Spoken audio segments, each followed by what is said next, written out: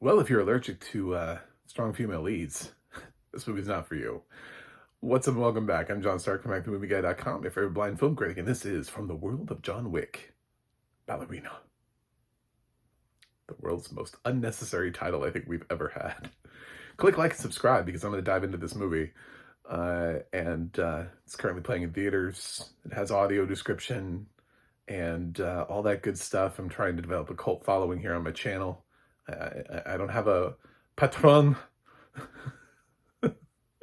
so I can't tell you to go to my patron and see my secret videos that I would provide to you on my patron. I could do this review the whole time. I don't know what this accent is. I feel like you have killed my father. Prepare to die. So Ballerina from the world of John Wick makes more sense, kind of like Ballerina Coda from the world of John Wick. I don't understand this title. It feels like where the studios were like, from the studio that brought you. Well, studios have, unless you're the world's worst studio, at some point you bring us a good movie. So it'd be like if Universal was always like, from the studio that brought you Jaws and Jurassic Park comes this Ashton Kutcher movie. Like, I don't know that those are going to be the same thing, but okay. It's directed by Len Wiseman, who he's a bit inconsistent as a director for me. He's okay. He's credited for the first two Underworld movies, Good Day to Die Hard, and some other stuff. So I think, honestly, Underworld is probably the thing that I liked the most of his, because it's stylish and it's good. Like, it got beaten to death with sequels, but the first Underworld film it looks cool. Like, it is what it is. So, I'm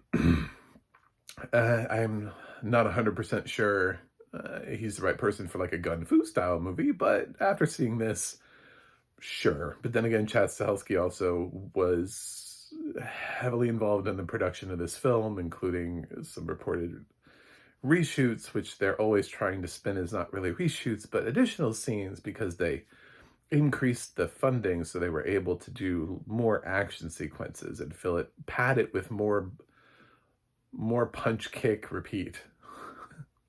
So I don't know about spoilers on this. I don't know what's in the trailer. I don't watch trailers. You clicked on a movie review, there's a chance that there's going to be something here that you don't know. So I don't know how far you need to go in life before you see a movie. Some people are like, I don't want to know anything. And I always wonder why those people even read movie reviews, because they're going to tell you something at least, like the plot. You know, you can always just go to Rotten Tomatoes and look at like what the score is.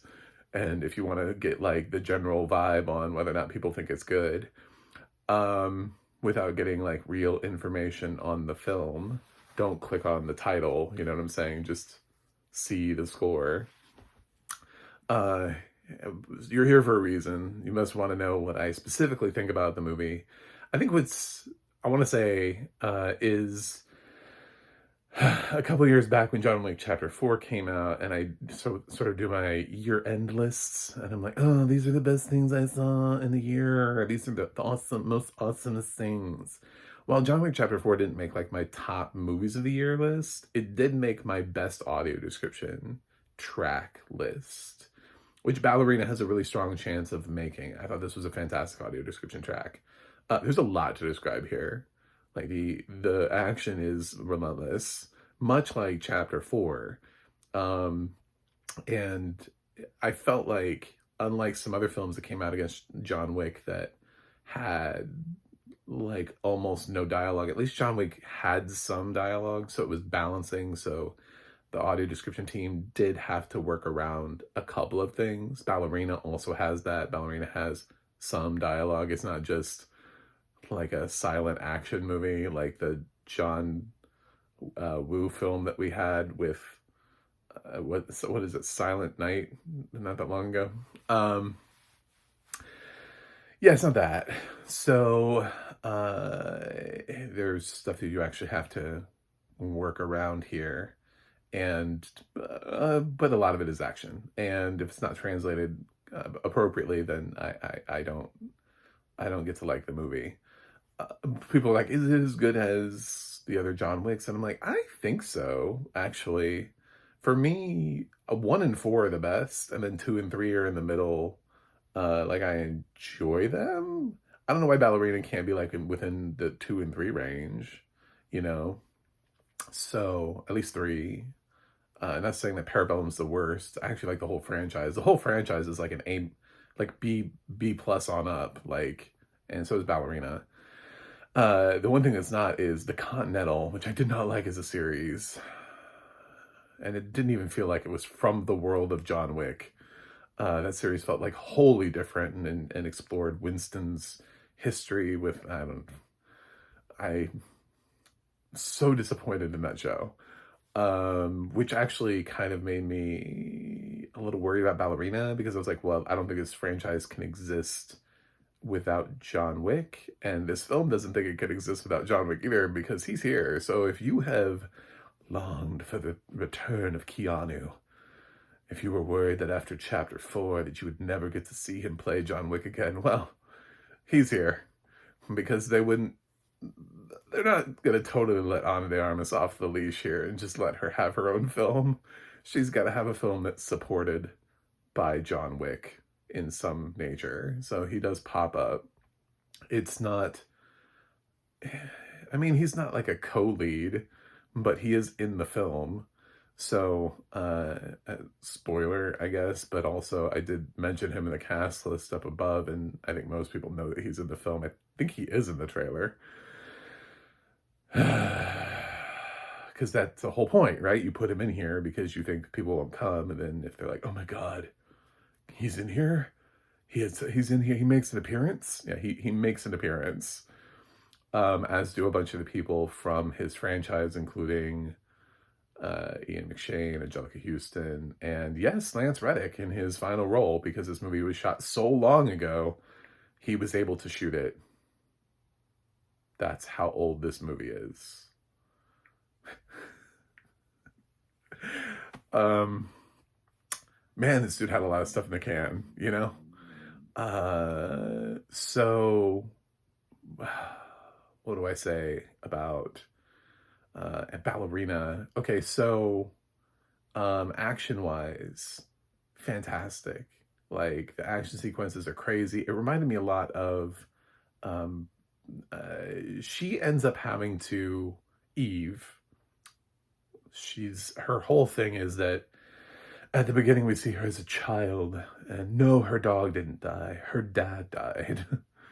And then she ends up getting picked up by Winston, who ends up taking her in, and she ends up in this ballerina program where they're training assassins. She's not, I don't know why they call it ballerina. She's not really training to be a ballerina per se, so much as she's training to be like a certain kind of assassin. They train the men and women sort of differently, and the women are sent on these, I don't know, sort of like easier sort of rescue missions. This is a film that directly addresses the difference in gender. Like, you're a woman, you will never be as strong as the men. Which I kind of like. There are women that could kick my ass, so I and she kicks plenty of men's asses. So I think we're kind of undercutting a little bit, and that's always like a thing where it's like we say that a lot, but we say that because we look at somebody who has developed an obscene amount of like muscle and skill and height and size, and we look at that as being some sort of like general rule. Like, you will be fighting a lot of 7'4", 450-pound bodybuilders in your life who are going to overpower you. It's not really true. You're going to be fighting a lot of people who are kind of short and gangly and look like Norman Reedus. So, Uh, I don't. Yeah, that's true. Also, so she gets trained and she goes off, but she's been living this whole life. She really wants to go after the people who killed her father. They all had this tattoo, so been trying to get the information and learn what she needs to figure out, and she does. And it explains that there's this. It explains how it works in this world. So it's all there. Like there's enough of explanation. Um, Character development would be nice. It does sort of assume that you've seen the John Wick movies before, so they don't spend a ton of time introducing already existing characters to you. So Gabriel Byrne is sort of like the main bad guy. And Anna goes out and she goes through all these fights, and it reminded me a lot of Jackie Chan films because she ends up sort of being trained to be like a smart assassin. So instead of going up against everybody and being like, I can kick this guy across the room, she's like, well, I have to figure out another way how to do this. So she is very environmentalist in that she uses what's around her a lot, whatever is available to her at the time. So if she's in a kitchen, plates, pans, pots. You know what I'm saying? Which is the same kind of thing that we saw a lot in Jackie Chan's career. He would just pick up whatever was around him and use it in the fight sequence, and she does a lot of that here. So that's what I liked a lot about her style, is that she she's still a kick-ass fighter, but she also is thrown through the ringer to where you're like, oh my god, how are you alive? But I think, I mean, Keanu had the same thing at points in the John Wick franchise where you're like, dude. I mean, we've seen that from our male action stars too, like where, like at the end of the movie, they're just like, I'm barely alive, but I did it. I saved the day. You know, I mean, there's been that too, so it's not an unusual thing. So no, she doesn't just like walk away from everything like unscathed and like in some sort of like hot dress that makes absolutely no sense for her to fight in with like heels. I love the heels. I love when women always have heels in unnatural situations in movies. Like my favorite is Jurassic World when Bryce Dallas Howard is running from the T-Rex in heels. I'm like, girl, just take the heels off. Run! There's a fucking T-Rex behind you. Um, so it must that had to suck. Anyway, yeah, so action sequence is great. I needed more character development though, because the film starts playing around with, and this is where I can't get into spoiler territory because I do kind of see where the line is. I'm like, ah. So two actors I like a lot. One that I've liked a long time because I fucking love The Walking Dead. If you watch my reviews, you will know that about me. So I have to talk about Norman Reedus. I don't care if that's a spoiler or not. I can't not acknowledge the man. I can't acknowledge the fact that they put Daryl Dixon in here. Uh, I'm happy that he's here. I mean, I spent an inordinate amount of time talking about the bike riders, how Norman Reedus should have had more to do because, well, that's his culture. That's actually who he is, which is why they put him in there. But then they didn't really give him anything to do. So here, he's, you know, one of those people who's just, I don't know, some unnamed bad assassin person. And he sort of is met in one of the hotels. And so we get to know him a little bit more that way. And he works into the story. I'm not going to tell you how, but he is here.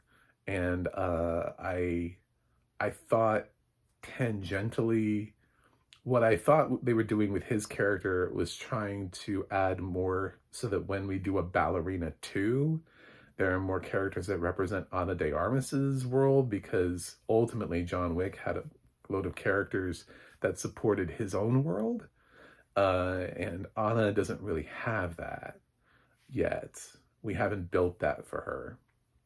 So we have to start building characters that make sense, which would have also been a great thing for Catalina Sandeno Moreno, but who's an Academy Award nominee, and she's currently kicking ass on From, uh, and turning in great work. She kind of disappeared for a little while after Maria Full of Grace, and I like the fact that she picked up her acting, and now she's in stuff like this. And kudos, to that. I kind of, there's an age thing that happens where she's like a young girl, and then we cut ahead to like 12 years later, and I think they think Ana de Armas still passes for like early 20s. Okay. Uh, sure. Um, I think the time jump needed to be a little bit more. Gabriel Byrne is boring. He just is. He used to not be for a long time. I mean, he's boring in this. Uh, John has had so many like showy villains and over the top villains, and the villains that I'm not even sure they made sense. I didn't really like Gabriel Byrne's character. He just kind of bored me.